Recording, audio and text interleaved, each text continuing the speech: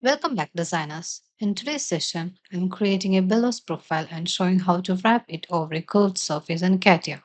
Many designers find it tricky to make billows follow a bend and take the shape of a non-planar surface.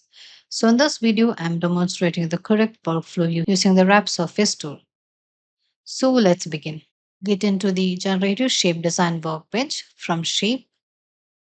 After getting into the workbench, let's draw the guide for the sweep. On top plane, draw a square of height and width 175. Okay, now let's give fillet, invoke fillet, and to all corners, give fillet of radius 20. Now the guide is finished. Exit the sketcher, and now let's draw profile on front plane. Let's draw a profile. Take profile tool and coincident to the guide.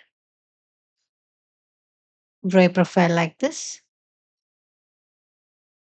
Okay, now take axis and coincident to the guide and the profile. Vertically draw an axis. Now again, from this corner, draw a horizontal axis. Now let's give dimension. Select the starting point of the profile to the guide and give coincident constraint. Okay. Now make the vertical axis coincident. Yes.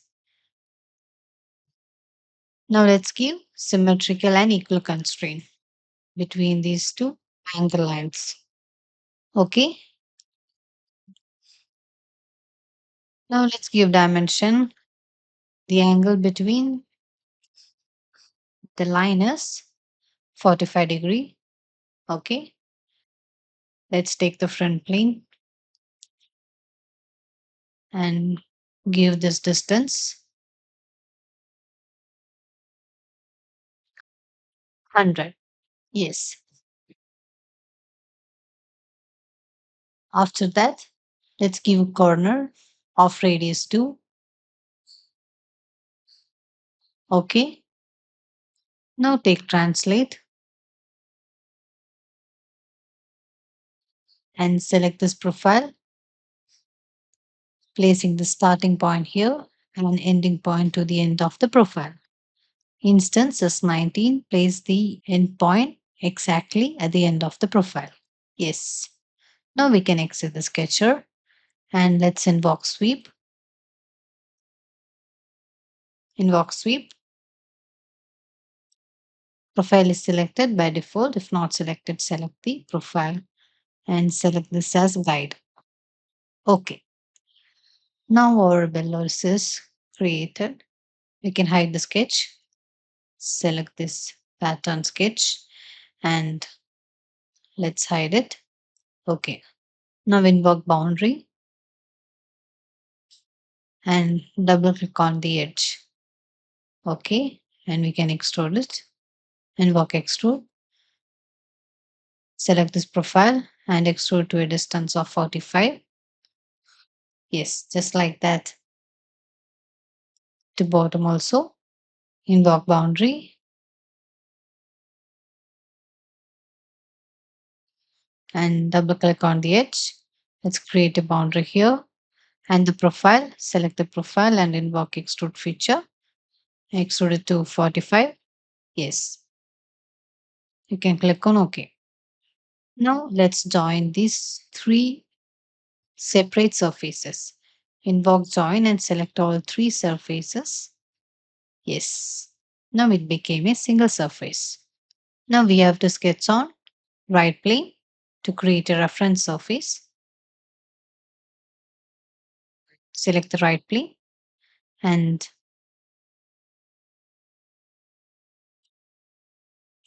draw a rectangle.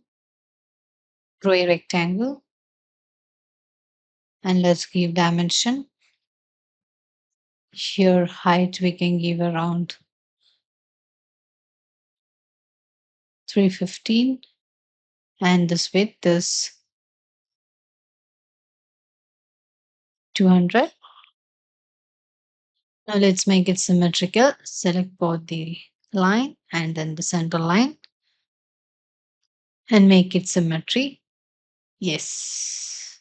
Now select the lines and the edge to give coincident constraint.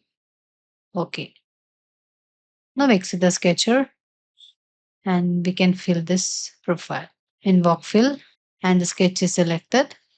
Okay. Now the surface is created. Now in properties, let's change the color so that we can differentiate between both. I'm changing to red. Yes. Now we have to create a path. For that, let's create an offset plane, invoke offset plane, and from right plane, let's create an offset plane approximately to this distance, around 462. Yes. Now select this plane as sketching plane. Here we are going to draw the profile and box spline. So based on this profile, our bellow is going to wrap. You can give constraints as you need. Here I'm giving this shape. Okay. Let's make it at the center. Give coins and constraint. Okay. Now exit the sketcher and let's extrude it. Now let's create the target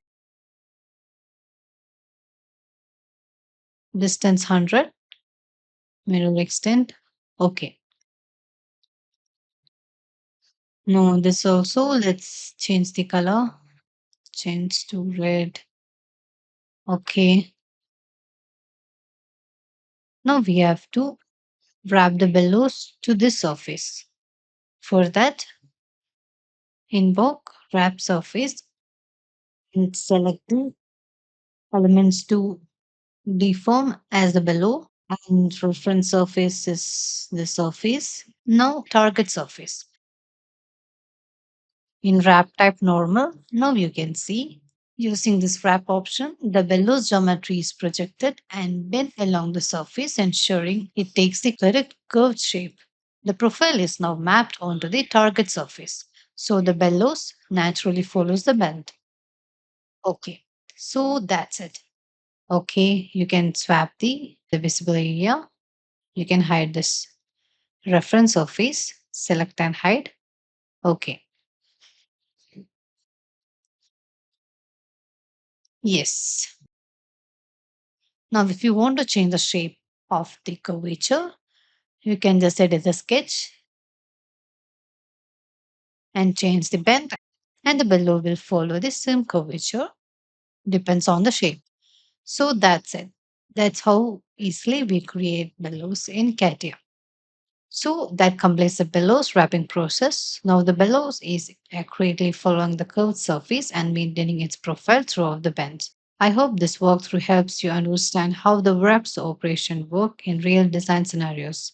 If you enjoyed the tutorial, make sure to like and comment if you have any doubt. So see you in the next video.